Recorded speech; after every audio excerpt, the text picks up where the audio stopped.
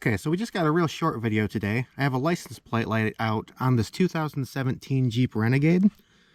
You may need a flathead screwdriver or something. You might not, but you have to grab it from the outside edge, push inward and pull down. And that comes out just like that. Quick little half turn. You kind of wiggle that out of there. It has this bulb in there.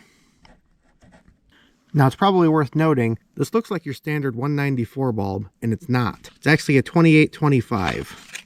Very similar, and a 194 will even plug into it. There's just a difference in wattage. Basically, push bulb in, push it in there, give it that little turn, put the inner end in first, clip that in, and test it. It's just as easy as it sounds. So once again, this is a 2017 Jeep Renegade license plate light.